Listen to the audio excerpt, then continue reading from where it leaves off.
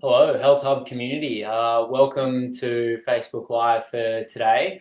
The team is really excited to bring you our next Facebook Live series that will be running all throughout August, and it's on a really big topic, which is sugar. I'll be running a few of these each week with a lot of the other guys here and the rest of the team, and we really encourage anyone with any questions or stories to share to please get involved. The reason we run all these videos is so the people that are on this page can learn a little bit more about their health and ways to improve it. So your feedback's greatly appreciated. Um, as we will discover throughout all these videos and throughout today, sugar's become a really big part of our life and our diet, whether intentionally or not. And today's video is going to be about finding out what sugar is, the different types of carbohydrates, which is a big fancy word for one of our three primary macronutrients, along with fat and protein, and how the different kinds of carbohydrates can impact our bodies differently and the way that they're used differently in our bodies. If you know someone who may be prone to overindulging in things like sugar, or that would just find any of the content that we're producing at the moment beneficial, feel free to invite them to join the page so they can see these videos and get involved if they like. There really is a lot to talk about, so let's just dive straight in for today. So to begin with, we want to first know what is a carbohydrate. So like I mentioned, it's one of the three macronutrients along with fats and proteins. And all three of these, when we eat them, when ingested, can be broken down or oxidized and used for fuel, which powers our body basically. Carbohydrates come in many forms. The simplest, or the first one, is called a monosaccharide. And it's, like I said, the simplest form of a sugar. It's one molecule. And some examples of this include glucose, fructose, and galactose. So there's lots and lots of different kinds, but those are probably the three most common ones and the ones that you might have heard of. There's also disaccharides. So as the name suggests, there's two molecules or two monosaccharides that have been linked together. And some examples of these include sucrose, which is one glucose and one fructose molecule, and lactose, which is one glucose, one galactose molecule. So you can see how, well, pretty simple, add the two together and they become a disaccharide. And the last kind is what we call polysaccharides. So poly meaning many. It's essentially strings of multiple monosaccharides, and it can be anything from 3 up to 100. And these are really important for storing energy. When you link them together, it makes it easier to store them. But there's also, they've got a really important role for support and protection of all of our cells in our body as well. Some examples of this sort of stored form of carbohydrate include glycogen, which is the stored form of glucose strung together in our muscles and liver primarily, starch found in things like potatoes, and also cellulose, which you can think of as like the stringy part of celery or the thick parts of fruits and vegetables. There's multiple other kinds of polysaccharides as well, but those are the ones that are probably most well known. And when you break them down in the form of like flour and pasta and bread, they're essentially just little sugar molecules attached together.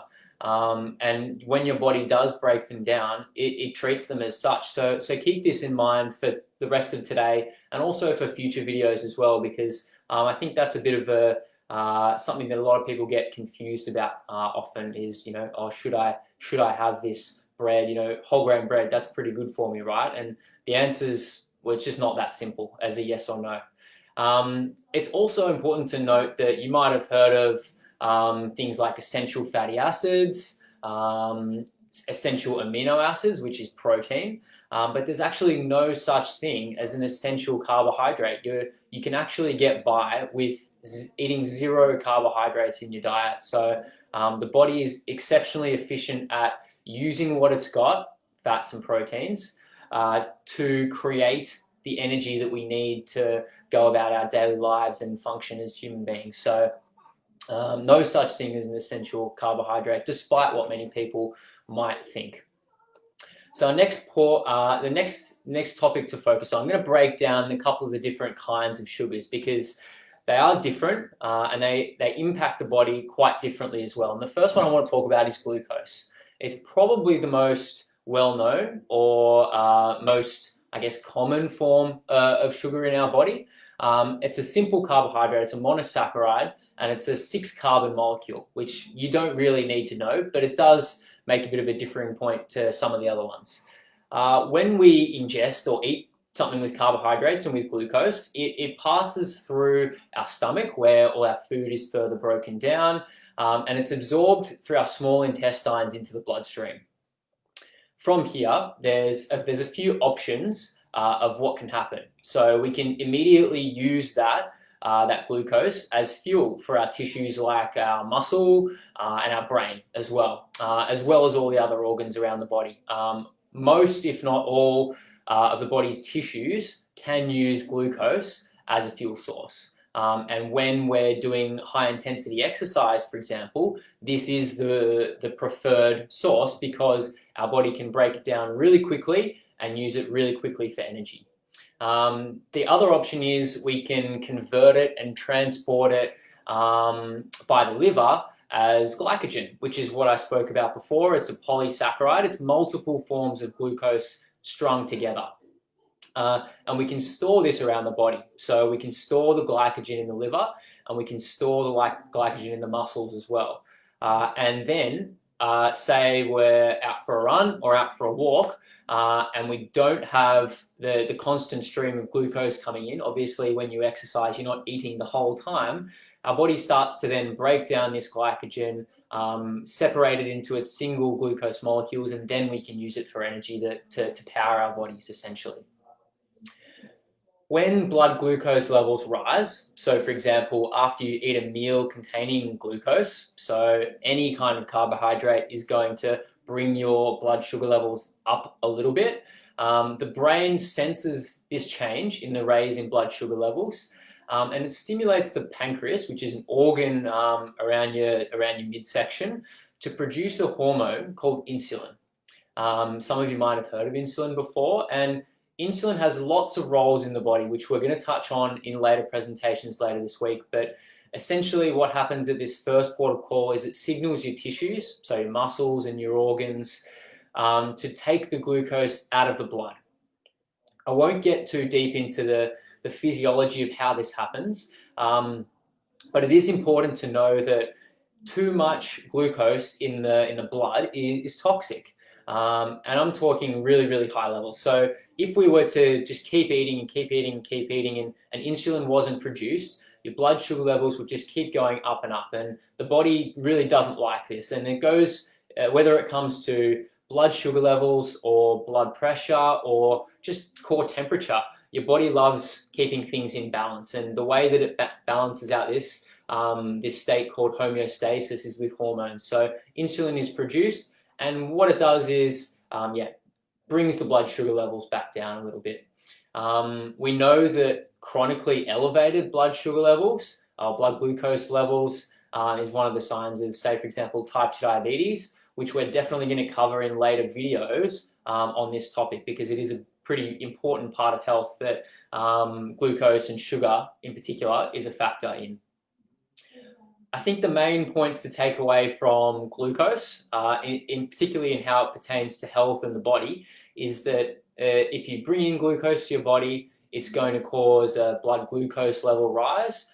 Insulin is going to be then secreted by the pancreas in healthy tissue, and then that blood glucose can either be used by the muscle or stored as glycogen for later on. So a little bit of background on glucose. And the next type of sugar molecule that I want to cover is fructose. So it's another simple sugar, a monosaccharide. This one's actually a 5-carbon molecule. So its structure is slightly different to glucose. And again, you don't need to know the how or anything like that, but it is important as to why. I'm going to touch on that in just a moment. Fructose is found in lots of different fruits and things like table sugar as well. And while it is similar to glucose, very much so. It's not metabolized or broken down and processed for energy in the same way as glucose due to its change in shape and structure. Again, it's absorbed by the small intestines, but from here, it's actually taken direct to the liver. And the reason for that is the liver is the only organ or tissue around the body that can metabolize or use fructose, unlike glucose. So for example, fructose molecules from foods that you've just eaten, you can't use those simple sugars as energy to fuel your muscles and your brain. You can only use glucose for that and some other things which I'll touch on a bit later. But fructose, it doesn't work that way, and that's because of its chain structure. So all of this fructose that you bring in when you have something to eat that contains sugar, for example, it can put a really big strain on your liver, because especially if you have something that's really high in energy and fructose, this just goes straight to the liver, and something inside the cells called the mitochondria, which help to process all this this sugar. They basically get overwhelmed with the sort of tsunami of sugar and fructose that goes to the liver, especially if you're eating a lot of foods that are high, foods and drinks, I should say, high in processed carbohydrates and fructose. So there are a couple of issues with consumption of too much fructose, and those are that it can only be produced, it can only be processed by the liver, which is a lot of work, and it eventually overwhelms the liver. And as a result of this, it becomes much less efficient over time at doing all of its jobs. And we call this becoming resistant to insulin, or losing some insulin sensitivity. So we're gonna touch on this later in the week, but those two problems with fructose, that it can only be produced by the liver and the liver gets overworked and less efficient over time, important points to keep in mind for later on. This is more just some general information about fructose in particular. At a molecular level, it's structurally the same as alcohol, 5-carbon molecule, and it's processed in very much the same way. So I'm sure a lot of people are aware that chronic alcoholism can lead to liver damage and liver failure, and fructose is very much the same. Chronic overconsumption of fructose can lead to fatty liver and damage to the liver. The only difference between the two is fructose isn't processed and metabolized by the brain cells, which is why you don't get drunk off eating fruit. Whereas alcohol can obviously be processed by the brain cells, and then you get all the negative or maybe positive effects of feeling drunk. The metabolic outcome of the two is exactly the same, which begs the question, and I know there's some obvious ethical standpoints here, but we give our children, fruit juice, lollies, soft drinks, and all these kind of things that have the same effect as alcohol, but not alcohol. And obviously, I'm not advocating for that. But interesting to note that we still allow all these things, high sugar drinks and high sugar foods to kids, when in a way it's very similar to alcohol, just without the effects on the brain. So we've spoken a bit about glucose, spoken a little bit about fructose. So I mentioned at the start of the presentation what a disaccharide is when you combine the two together. So now we've got two sugars attached together, and the most common one, especially in Australia, is called sucrose, and that's a combination of a glucose molecule and a fructose molecule together to combine sugar, to make sugar. Sucrose is the table sugar that we have, and it's the primary sweetening ingredient in Australia in a huge amount of our food. It's in a lot of foods, and if you read the labels on the back of most processed foods, there's a good chance that it's going to say sugar or sucrose or one of the hundreds of other things that it can be disguised as in our food.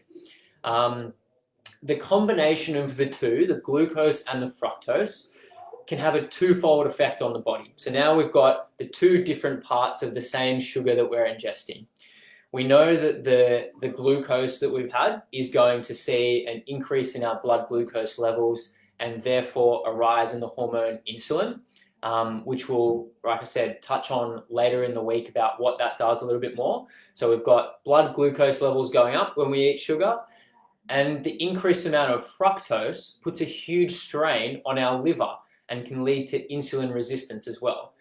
So now we can see a bit of a picture of how overconsumption of sugar, which is in almost all of our products that we consume these days that aren't natural or real foods, more on that in later videos as well, can lead to poor health outcomes, as we've got not only high levels of insulin in the body, but also insulin resistance or poor sensitivity to insulin at the same time.